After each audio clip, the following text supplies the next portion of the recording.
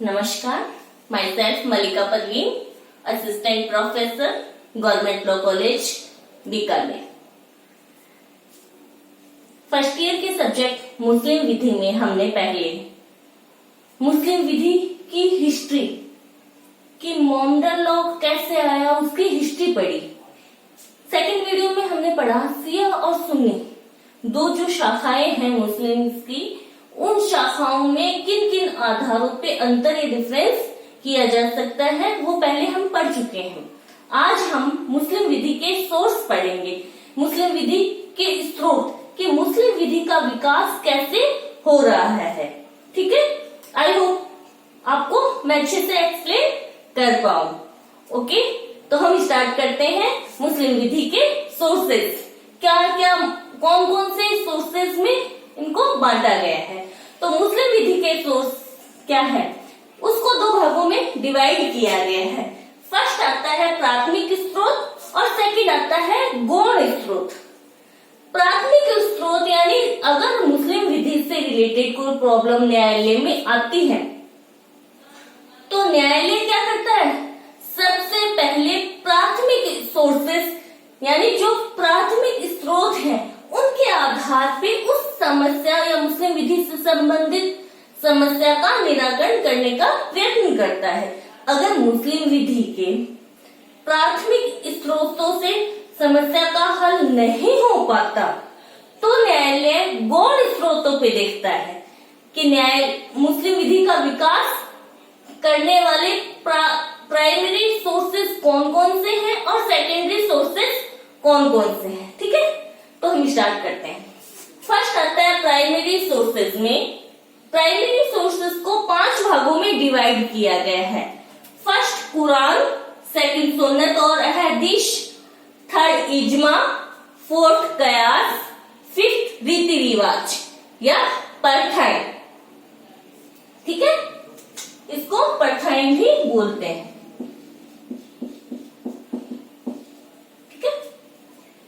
तो कुरान स्टार्ट हम one by one करके इसको एक्सप्लेन करती हूँ मैं। तो कुरान सबसे पहले मुस्लिम विधि में प्राथमिक सोर्स में कुरान जो है वो एक दैवीय ग्रंथ माना जाता है। यानी कुरान क्या है, कुरान में बताया है कि मुस्लिम विधि के रूल रेगुलेशन क्या होंगे या मुस्लिम को किन रूल को फॉलो करना है। तो कुरान आई कहां से, कुरान आई कहां से, क्या ये आसमान से उतरी है? नहीं, कुरान में दैवीय संदेश है। दैवीय संदेश क्या होते हैं, यानी जैसे हिंदू विधि में ईश्वरीय वाणी किसको प्राप्त हुई, ऋषि मुनियों को प्राप्त हुई, वैसे ही मुस्लिम विधि में क्या है, मुस्लिम विधि में अल्लाह के दूत थे जिब्राइल अलैहिस्सलाम, जिब्राइल थे। इन अल्लाह ताला के जो दूत थे वो जिब्राइल थे। जिब्राइल ने अल्लाह का संदेश वाहक बन के आए थे और जिब्राइल ने जो अल्लाह संदेश देना चाहते थे उन संदेशों को जिब्राइल के माध्यम से भेजा गया था धरती पे या जमीन पे। अब जिब्राइल किसको संदेश दे गए, जिब्राइल मोहम्मद साहब को वो दैवीय संदेश सुना के गए थे या प्रदान करके गए थे। कहां पर प्रदान किए थे, पिछले वीडियो में मैंने बताया था कि मोहम्मद साहब ने हीरा नाम की गुफा में ध्यान किया था या अल्लाह को याद किया, स्मरण किया। वहां पर उन्हें जिब्राइल के माध्यम से दैवीय संदेश अल्लाह ने प्रदान किए थे, तभी से ही उनका नाम क्या पैगंबर पड़ा था। तो यानी कुरान में कौन सी बातें लिखी गई है, कुरान में वो बातें लिखी गई है जो जिब्राइल के माध्यम से अल्लाह ने मोहम्मद साहब को बताई थी। कुरान में वो सारे दैवीय संदेश लिखे गए हैं। क्या कुरान को मोहम्मद साहब ने लिखा? नहीं, कुरान को मोहम्मद साहब ने नहीं लिखा। कुरान ना ही मोहम्मद साहब के जीवन काल में संग्रहित भी नहीं की गई थी। समय समय पे मोहम्मद साहब ने वो दैवीय संदेश लोगों को प्रदान किए थे। तो कुरान में क्या है, दैवीय संदेश प्रदान किए गए हैं। कुरान में मोहम्मद साहब के द्वारा संग्रहित नहीं की गई थी, न ही लिखी गई थी। मोहम्मद साहब की मृत्यु के बाद में, मोहम्मद साहब की मृत्यु के बाद में सुन्नी संप्रदाय के फर्स्ट खलीफा कौन हुए थे, अबू बकर। यानी अबू बकर जो सुन्नी संप्रदाय के फर्स्ट खलीफा या फर्स्ट जो उत्तराधिकारी बने थे, उन्होंने उन दैवीय संदेशों को संग्रहित करने का काम किया था। यानी संग्रहण का काम किसके द्वारा किया गया था, सुन्नी संप्रदाय के फर्स्ट खलीफा अबू बकर के द्वारा कुरान को संग्रहित किया गया था। कुरान में वो दैवीय संदेश संग्रहित किए गए थे। तो कुरान में क्या बातें हैं, कुरान की विषय वस्तु क्या है, कुरान में सामाजिक सुधार संबंधी प्रावधान बताए गए हैं। जैसे ब्याज लेना मना किया गया है, असीमित विवाह करना मना किया है, जुआ खेलना मना किया है, शराब पीना हराम बताया है। यानी सामाजिक व्यवस्थाओं या प्रथाओं का उल्लेख किया गया है। और उसके साथ साथ में कुरिवाजों को या दूषित रिवाजों को दूर करने का भी बताया है। जैसे कि ये सती प्रथा का विरोध किया गया है, सुसाइड को हराम बताया गया है, आत्महत्या करना हराम बताया गया है। वैसे ही दंड के नियमों का भी उल्लेख कुरान में किया गया है और इसके साथ साथ व्यक्तिगत नियम भी दिए गए हैं। ठीक है, तो ये विषय वस्तु है कि कुरान शरीफ में क्या क्या बातें डाली गई है, कौन कौन से नियम बताए गए हैं कुरान शरीफ। तो कुरान शरीफ क्या है, उसमें दैवीय संदेश है। इसमें कुल कितने अध्याय हैं, 30 अध्याय है, 30 चैप्टर है। ठीक है, और उसमें 4/6 आयतें या जिसको सूरतें बोलते हैं, सूरतें हैं।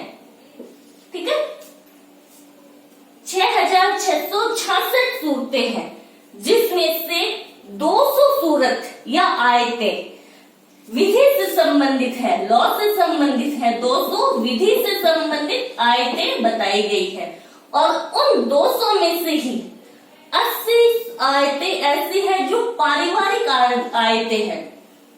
जैसे विवाह विच्छेद, इद्दत, मेहर, भरण पोषण, ये सारे प्रावधान कुरान में समाहित हैं।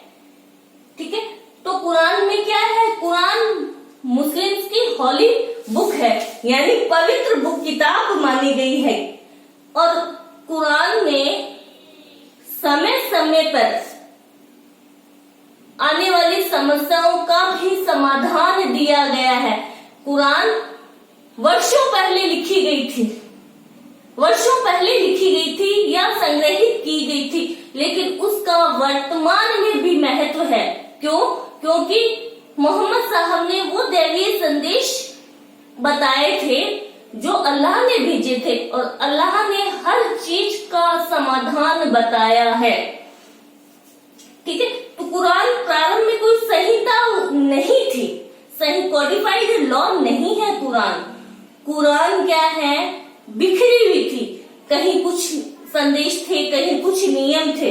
बाद में क्या है, इसको कोडिफाइड किया गया, संग्रहित किया गया। ठीक है, ये था कुरान में। कोई मेन सोर्स कुरान है। सेकंड आता है सुन्नत और अहदीस। क्या है सुन्नत और अहदीस? सुन्नत और अहदीस का दूसरा नाम प्रथाएं भी कह सकते हैं, रीति रिवाज भी कह सकते हैं। यानी ऐसे रीति रिवाज जिनको मोहम्मद साहब ने फॉलो किया, जिनका अनुसरण करने को मोहम्मद साहब कहते हैं। ठीक है, तो सुन्नत और अहदीस दोनों ही प्रथाएं हैं। मेन अंतर क्या है सुन्नत और अहदीस में? मेन अंतर ये दोनों ही को वैसे तो क्या अपन प्रथाएं या रीति रिवाज कह सकते हैं, लेकिन अगर कोई पूछ ले कि सुन्नत और अहदीस में मेन अंतर क्या है, क्या पता अपने को कि ये सुन्नत है और ये अहदीस है। सुन्नत और अहदीस मैं बता दूं, वैसे बुक होती है। अहदीस यानी हदीस, जिसमें कुछ कहानियां लिखी होती है, घटना विशेष का वर्णन किया होता है। ठीक है, तो मेन अंतर करते हैं। तो उसमें सबसे पहले अहदीस क्या है उसको समझना है। अहदीस किसी विशेष परंपरा, किसी विशेष घटना या किसी विशेष कहानी, विशेष उदाहरण की कहानी है। यानी अहदीस कोई परंपरा बताती है, कोई घटना बताती है या कोई उदाहरण प्रस्तुत करती है, वो होती अहदीस। जैसे एग्जाम्पल कि मोहम्मद साहब ने कहा कि रोज सवेरे उठ के नहाना चाहिए। उन्होंने कह दिया कि एक बार वो भी उठे थे और नहाए थे, ऐसे करके उन्होंने एक घटना बता दी या कहानी बता दी। वो क्या बन गई, अहदीस बन गई। यानी मोहम्मद साहब द्वारा जो प्रथाएं, रीति रिवाज चलाए गए या जो जैसा उन्होंने कहा, वो एक कहानी के रूप में वो लिखित कर ली गई, वो अहदीस है। यानी जो कुछ कहा किया वो अहदीस है। विशेष घटना, परंपरा, रीति रिवाज या कोई उदाहरण की कहानी, वो अहदीस है। अब सुन्नत क्या है, उस परंपरा में से, उस घटना में से या उस उदाहरण की कहानी में से लॉ क्या निकला, वो सुन्नत थी। यानी उसका कंक्लूजन या उसमें से विधि कौन सी आई। जैसे कि रोज सुबह नहाना चाहिए, मोहम्मद साहब नहाए थे, एक समय उन्होंने ये खाना खाया था, उन्होंने झूठा खाना नहीं छोड़ा। अब इससे लॉ क्या निकला, लॉ ये निकला कि साफ सफाई, विधि क्या बनी कि साफ सफाई में रहना चाहिए, झूठा खाना नहीं छोड़ना। वो क्या बन गई, सुन्नत बन गई। अंतर समझ आया। अहदीस क्या है, किसी विशेष परंपरा, घटना या उदाहरण की कहानी है, और इन चीजों में से निकली अगर कोई विधि है, वो विधि क्या बनी, वो सुन्नत बन गई। ठीक है, तो सुन्नत और अहदीस में मेन अंतर यही था। वैसे दोनों ही परंपराएं हैं। ठीक है, कि मोहम्मद साहब ने जैसा आचरण किया, जो कुछ कहा, वो सुन्नत बन गई। कि मोहम्मद साहब ने ऐसा अच्छा काम किया था, ये काम किया था, तो मोहम्मद साहब के अनुसार वो सुन्नत है। यानी वैसा हमें भी फॉलो करना चाहिए, वैसा आचरण हमें भी करना चाहिए, वो सुन्नत कहलाया। तो अब सुन्नत को हम 3 भागों में बांटते हैं, डिवाइड करते हैं। सुन्नतुल फ़ैल, सेकंड सुन्नतुल कौल, थर्ड सुन्नतुल तकरीर। तो सुन्नतुल फ़ैल क्या है? सुन्नतुल फ़ैल का मतलब यह है कि मोहम्मद साहब ने जैसा आचरण अपने जीवन काल में किया, वैसा आचरण हमें भी करना चाहिए। यानी मोहम्मद साहब का आचरण ही क्या बन गई, एक सुन्नत बन गई कि जैसा मोहम्मद साहब ने किया वैसे वैसे हमें करना चाहिए। मोहम्मद साहब ने ज़कात दी, ज़कात देना सुन्नत है। नमाज पढ़ी, नमाज पढ़ना सुन्नत है। मिसवाक की, दांतों पे मिसवाक करना सुन्नत है। ईद को नए कपड़े पहनना सुन्नत है। यानी मोहम्मद साहब ने जैसा आचरण किया वो सब क्या बन गई, सुन्नत बन गई। तो उसको सुन्नतुल फ़ैल कहते हैं। सेकंड आता है सुन्नतुल कौल, यानी मोहम्मद साहब ने अपने जीवन काल में जो कुछ लोगों को कहा, यानी जो कुछ संदेश दिया कि ऐसा काम करना अच्छा है, वो सुन्नतुल कौल बन गई। यानी जो कुछ कहा, मोहम्मद साहब ने जो कुछ लोगों को बात बताई, वो सब सुन्नतुल कौल में आती है। ठीक है, थर्ड आती है सुन्नतुल तकरीर, यानी जब मोहम्मद साहब ने ना कुछ आचरण किया, ना कुछ कहा, यानी कोई ऐसा काम हो रहा है जिसके बारे में मोहम्मद साहब मौन रहे, कुछ भी नहीं बोला, ना आचरण किया, ना कुछ उन्होंने किसी विषय वस्तु के बारे में किसी परिस्थिति के बारे में ना कुछ कहा ना कुछ आचरण किया, सिर्फ मौन रहकर उस पर सहमति व्यक्त की, यानी उसका विरोध नहीं किया, वो क्या बन गई? सुन्नतुल तकरीर बन गई। यानी वो परंपराएं सुन्नतुल तकरीर बन गई जिनका मोहम्मद साहब ने विरोध नहीं किया और मौन रहकर समर्थन कर दिया। मौन रहकर समर्थन किया, वो सुन्नतुल तकरीर बन गई। सुन्नत ये थी। अब आता है अहदिश। अहदिश भी परंपराएं हैं, वो कहानियां हैं, घटनाएं हैं, विशेष उदाहरण है। तो अब अहदिश कौन सी प्रमाणिक, यानी उनको प्रमाणिकता के आधार पर, अहदीस को प्रमाणिकता की दृष्टि से 3 भागों में बांटा गया है। फर्स्ट सुन्नत फॉर अहदीस आती है अहदीस ए मुतवारा, ऐसी हदीस जो सार्वजनिक हो, सर्वव्यापक हो, जिसका ज्ञान सभी को हो।